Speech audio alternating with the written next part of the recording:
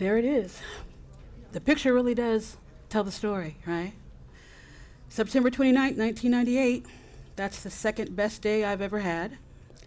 Bested only by the day my twin sons were born the year before. That's the precise date that Nelson George directed his eager filming team to record the activity inside and upstairs at Metropolitan Community Methodist Church on the northeast corner of 126th and Madison, as well as on the entire portioned off block of 126th Street between Madison and Fifth Avenues. On that warm fall day at that site, at XXL's Great Day in Hip Hop cover photo shoot, lucky people like them, me, and hundreds of others got to watch and experience bona fide cultural history being made. And everybody there knew it. So just imagine that energy, that electricity. Everybody knew it and felt it. And there's really only one single person who fueled our arrival, and that's Gordon Parks. The idea of recreating Art Kane's jazz portrait with hip-hop artists was originally proposed as XXL's launch cover image by its executive publisher, Jonathan Reingold, after his wife, Pamela, handed him a VHS copy of the acclaimed 1994 Gene Bach documentary, A Great Day in Harlem, Quincy Jones's brilliant narration of artists surrounding Kane's 10 a.m. photo shoot for Esquire magazine in August of 1958. Indeed, that fantastic picture is the most famous, all-encapsulating photo capturing the bold beauty and unquestionable diversity of jazz music and its times.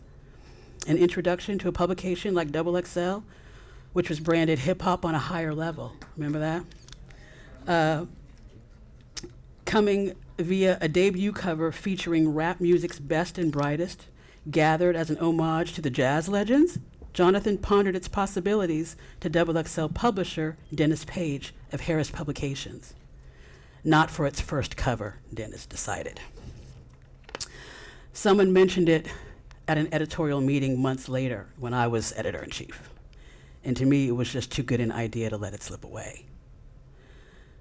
In the spring of 1998, rap music was loosening from the grip of mourning after the drive-by shooting murders of two of its biggest stars, Tupac Shakur 2 years ahead and Notorious Big a year prior. Mercurial fans were still glued to Pac and Biggie via albums planned and not planned before their respective deaths. But Southern hip-hop was riding an independent on-the-rise wave. Praz's hit, produced by Wyclef, Ghetto Superstar, which was anchored by Wu-Tang Clan's Old Dirty Bastard, and Maya's vocals. It was doing its thing while Fuji member number 3 had the hip-hop world awaiting her highly anticipated solo album, The Miseducation of Lauryn Hill. Busta Rhymes, the irrepressible former leader of the new school, had singles afoot that kept his name on hip-hop heads' lips. So unity wasn't exactly at the forefront of folks' minds. Bringing the artists of hip-hop together for a cover remaking one of the most celebrated photographs in music history and magazine history? Yeah, it could be done, I thought, and perhaps should be, given the drama of the previous years. The vision of Gordon Parks behind his camera to shoot it came up first to a son of Harlem, veteran music writer Michael Gonzalez. When his longtime girlfriend, the great, now late, Leslie Lenore Pitts, Leslie, y'all know, after she came home and told him about the Great Day in Harlem tribute pic she and fellow dope publicist of note Biff Warren were working on with XXL as the bi-monthly magazine's 7th issue cover.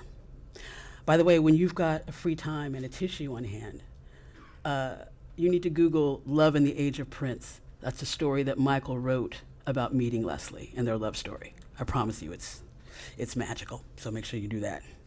But the minute that Michael made that sublime suggestion to Leslie, the fire was lit for us to book Gordon Parks, because honestly, who was a better photographer suited to shoot A Great Day in Hip Hop?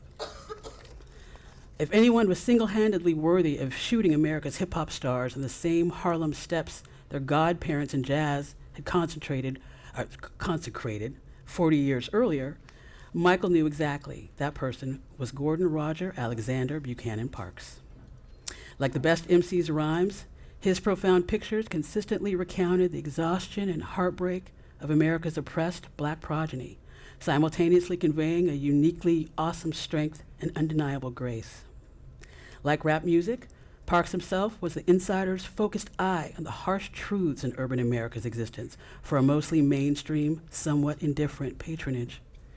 He had taken searing photos of Harlem blacks over decades for life that were undoubtedly accurate, memorable tales showing the naked brutality and beauty of that very thing, black life.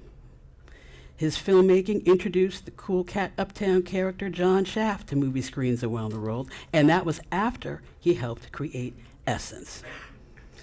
Plus, coincidentally, Parks had already shot artists at 17 East 126th Street. For a Life magazine photograph in 1995, he posed 10 of the 12 surviving jazz masters taken in Kane's iconic jazz portrait in the very same places they stood in 1958.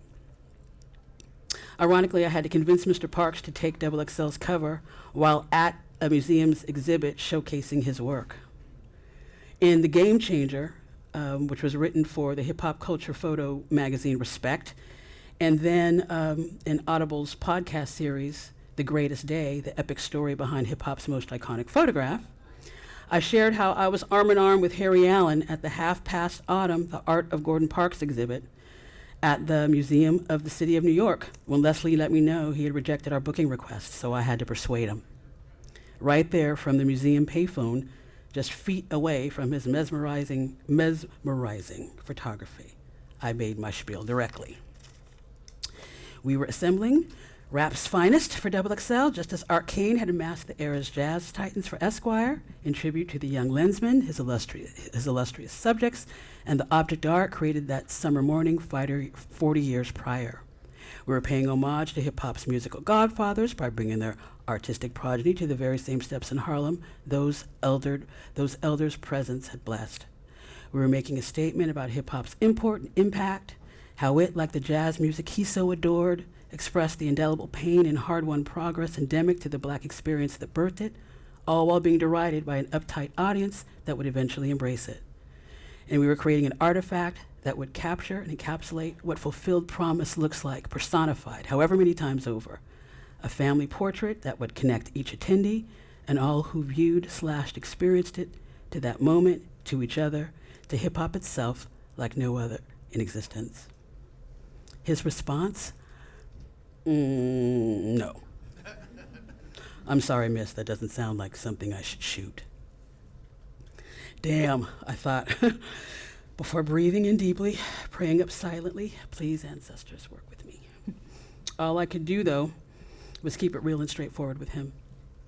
Well, Mr. Parks, I said, XXL could get any photographer to take the picture. Brian Cross, Danny Hastings, Johnny Mannion, Carl Posey. I mentioned those names to subconsciously assure him that hip-hop culture had manifested its own masters of the medium he dominated since any of them were born. But in all honesty, sir, we believe no one should take it but you. For every reason in the world that really matters, Mr. Parks, no other photographer should take this picture but you. After that, he said he'd do it.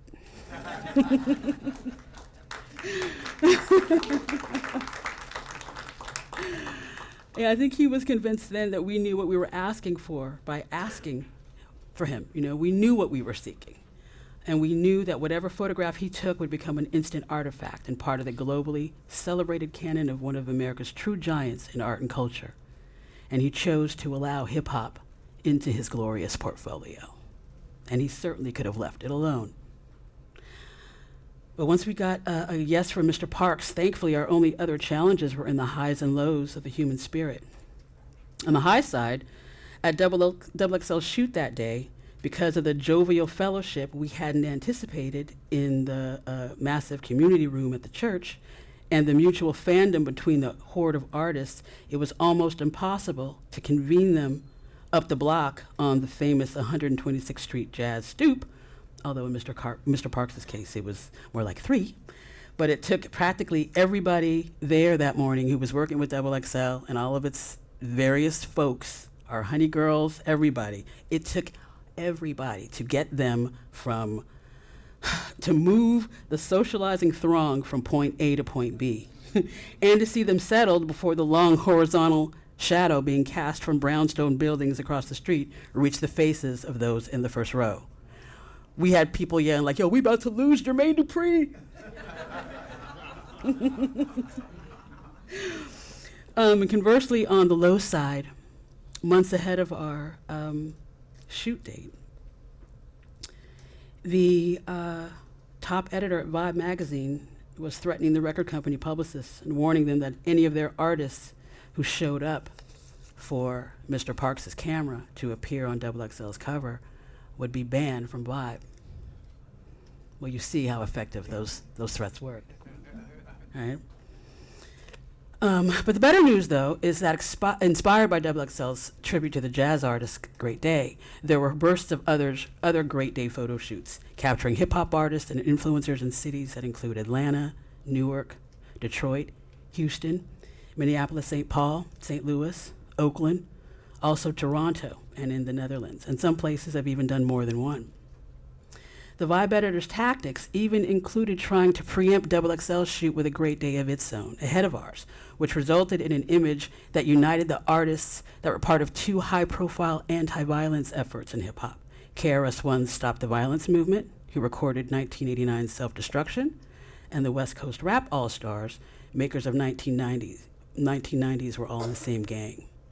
Piat Sakura's lovely photograph, shot at Morehouse College, appeared in Vibe's September 1998 Juice issue. In 1999, my best friend, Felicia Morris, who you know via radio as the Poetess, along with two other extraordinary women, Jasmine Vega and Betsy Bolte, even got dozens of California hip-hop heavyweights to amass under a downtown LA freeway overpass for Los Angeles photographer Arnold Turner to capture A Day in the West in response to XXL's cover. No picture from that photo shoot has ever been released, though. Its planners haven't even seen it. And word is that Arnold felt like the picture wasn't complete because Ice Cube wasn't there, basically. But, you know, this year, on August 19th, Arnold's A Day in the West photo turns 25. So maybe LL Cool J's online hip-hop journal, rockthebells.com, the outlet that posted a story on it in 2022 headlined, "The Legendary Hip-Hop Photo You've Never Seen and Probably Never Will," or some other determined hip-hop media digest will follow up on it and basically just hound the brother till he decides it's worth releasing. Hip-hop journalism today is ultra fortunate in that way. They've got decades of hip-hop music, hip-hop culture, and hip-hop lifestyle to revisit, examine, and be inspired by. Politics, too. Not to mention those years of journalism's actual reporting, analysis, and criticism, too, to be reevaluated by new appreciators. There are now decades of hip-hop coverage from the dominant print magazines of the 90s, although the source can reach back a little further than the rest of them, that they await a relook and reassessing for an audience new to it. I am really, really looking forward to what this generation of hip-hop artists has to offer and what they feel deserves attention, both brand new and in the archives, and what their subsequent coverage reveals about what they did and didn't learn from seasoned elders in the game. The dominance of social media in these current times certainly has complicated the entire scene, though, right? Especially now that the 5 basic W's of reporting, the who, what, when, where, and why, are not as necessary or as expected. So we'll all certainly see, won't we? Could there be another intergenerational Great Day in hip-hop photo taken there on those beloved Harlem steps or elsewhere? Are there any other icons in culture or photography who, like Gordon Parks, could receive the immediate acceptance and embrace to document hip-hop makers by them or their audiences? I, like millions of others, can't wait to find out. Thank you.